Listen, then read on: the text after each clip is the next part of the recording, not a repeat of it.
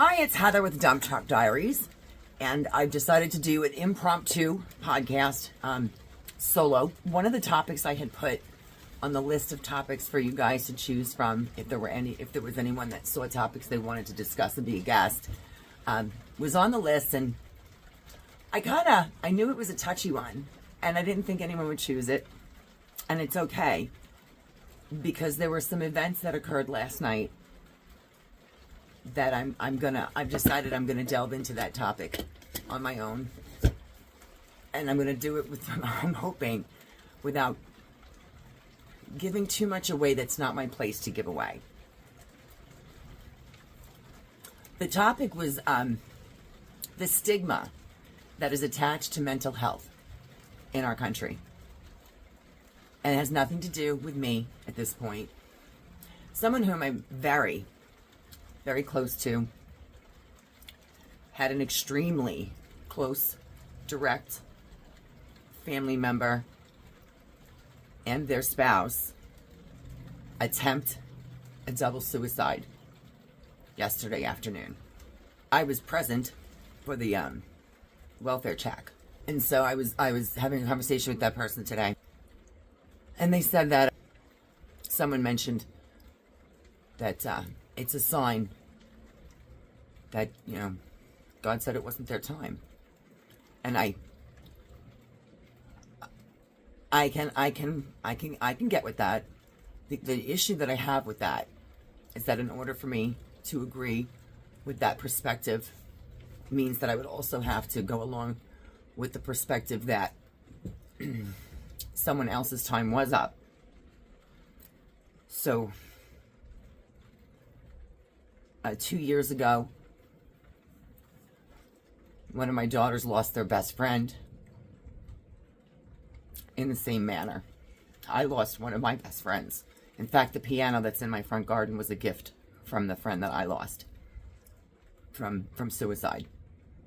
And when this person said, God said it just wasn't their time, I said, I can agree with that, but what that makes me question is that to say that God said it was Marie's time? And I remember back to it because it was devastating. It was like 2 weeks before high school graduation. It was 3 weeks before graduation and 2 weeks before prom. And it was a tough time.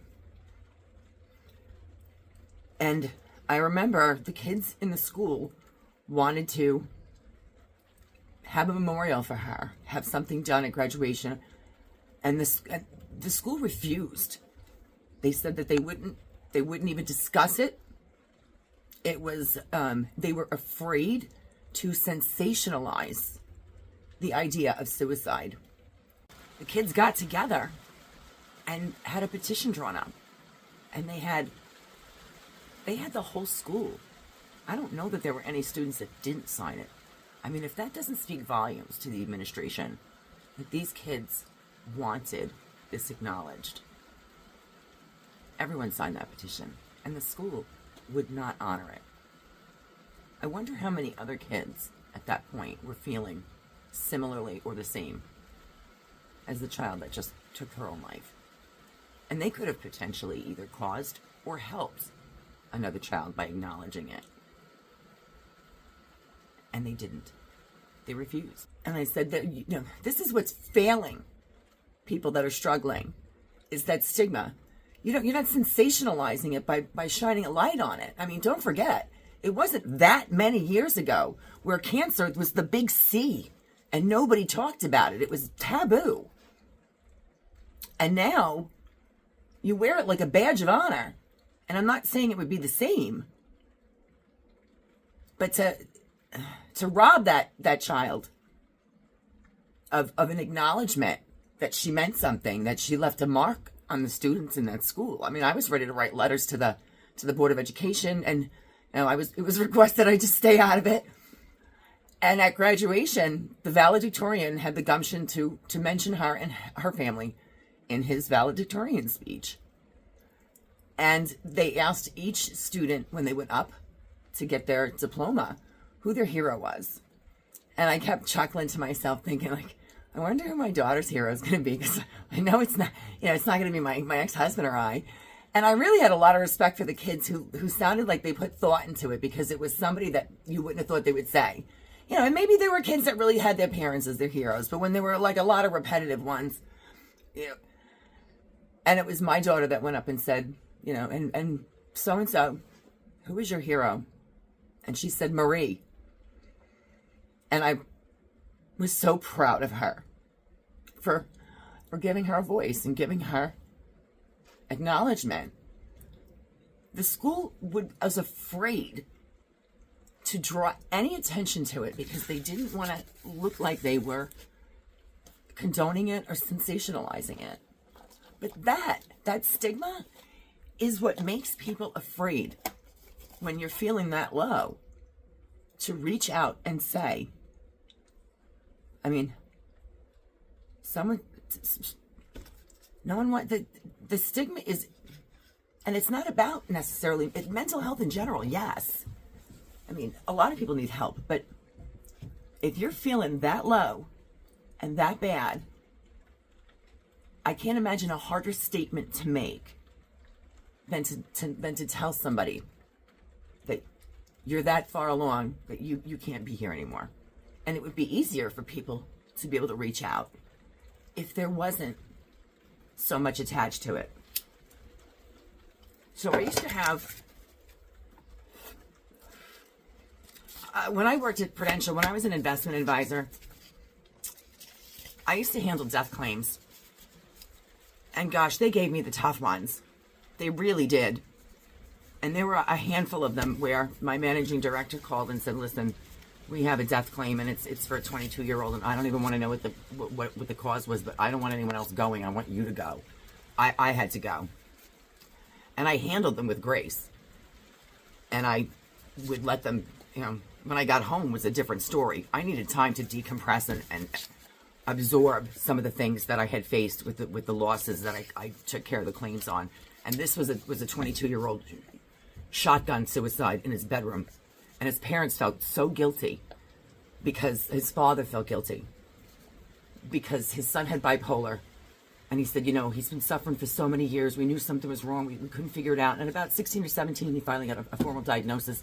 And he was being medicated for it, and it was working. And a lot of times you hear that when someone's doing well on their bipolar medicine, they don't think they need it anymore. And he had convinced his father that he didn't think he needed it. And his father said, you're a man, you're an adult, you can choose for yourself. And then he took his life, and his father felt terribly guilty. And I said to him, it is not your fault. You said yourself, your son is an adult, and he makes his own decisions. There wasn't anything, you didn't condone it, you didn't permit it, you didn't cause it. Your son was going to decide to not take his medicine, whether you gave him permission or not, because he was an adult and he was free to make his own choices. And your son did not die because he gave up. And he was tired of people, you know, in a couple of days, the people that came out of the woodwork trying to be compassionate were not. I said, your son did not give up. Your son had a disease. You said yourself how many years he fought. And he suffered. And you watched him fight and suffer. He succumbed to his illness. It is no different than battling cancer and losing in the end. And the people that battle their cancer are hailed as heroes and warriors. The difference that you can't see someone's mental illness doesn't mean they don't feel it. And someone dying by suicide is not cowardly. I'm not condoning it. I don't think it's the right answer. But if somebody suffers and tries that hard, they have succumbed to an illness that unfortunately overtook them. No different than any other illness. And when I said that to him, he went hysterical crying and said he thought that Prudential had sent him a psychiatrist. And I said, no, I'm an advisor and I'm here to handle your claim, but I'm here to listen to you first. I mean, when I got home, I crumbled. But I held it together, and he told me, out of everyone, he had dozens and dozens of people that came out of the woodwork for the 2 days prior to my meeting with him, tried to say something of comfort. And he said, whoever sent you here, thank them. Suicide is not selfish. Suicide is normally death caused by the illness of depression. It is the final symptom, a final collapse under an unbearable weight. Suicide is tragedy. If you have never been that close to the edge, try not to judge what you can't understand. That was written by Matt Haig. And I won't get into all of it, but I'll give you just a quick. I have handled mental illness and challenges within my own circle. And this next one I found on the wall in a psychiatric facility when I was visiting somebody. And it's not so much the quote, which is very poignant. It's the comment that somebody wrote under it. It said, "The sad thing is," Kirkup said, "suicide doesn't end the pain. It just passes it on to someone else." And underneath it, a child had written, "This quote is the only reason I am still here." If we would put less judgment on mental health and the stigma attached to it, and the quitters and the giving up and the how could you do that to your mother and your friends and your family, more people would be inclined to reach out for help. And that I can say from experience. And for those that don't think that I'm showing emotion is appropriate or not manly or masculine, just remember that you can't be strong all the time. Sometimes you just need to be alone and let your tears out.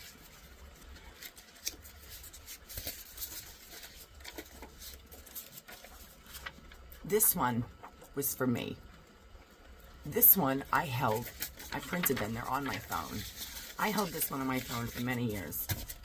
For anyone who has judgment for someone suffering and battling every day just to wake up and live,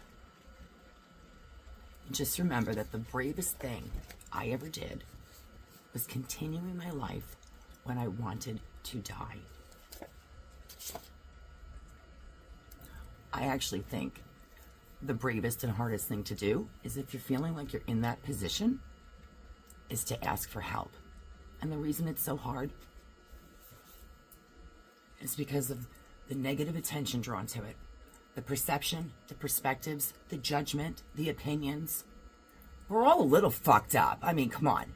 No one is 100%. And if you are, you're a fucking liar or a narcissist.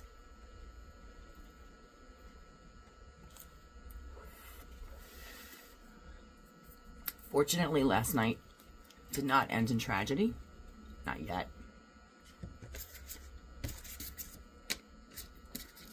But I wanted to cover that topic because I think it's a crying shame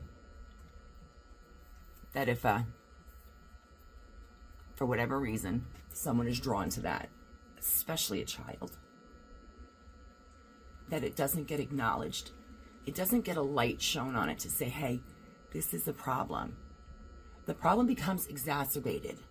And the schools and the institutions that don't want to talk about it are contributing to making it worse by sweeping it under the rug and pretending it didn't happen. And you rob that person of their dignity and the heroism that they deserved and the credit they deserved for carrying on for as long as they could.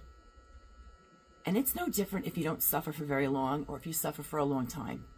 To me, that's no different than if you get an early diagnosis of cancer and you battle it for years and years and years, go into remission, and then have it come back. Depression and all the issues and anguish that come with it are no different than if you're someone who thought everything was okay, and then you get a diagnosis at stage 4, you're blindsided, and you have 2 weeks to live. It happens. It doesn't make it any different. It just means that there was an underlying issue in there that you weren't aware of. If there is anyone that decides that they would like to discuss this topic, I would be open to having a dialogue on the podcast. But under the current circumstance, I wanted to just share that I've been thinking, after everything that happened yesterday, it brings me back to what the kids in school went through. questions or comments, feel free to leave them. And I would love to have you hit like or subscribe. Have a great night.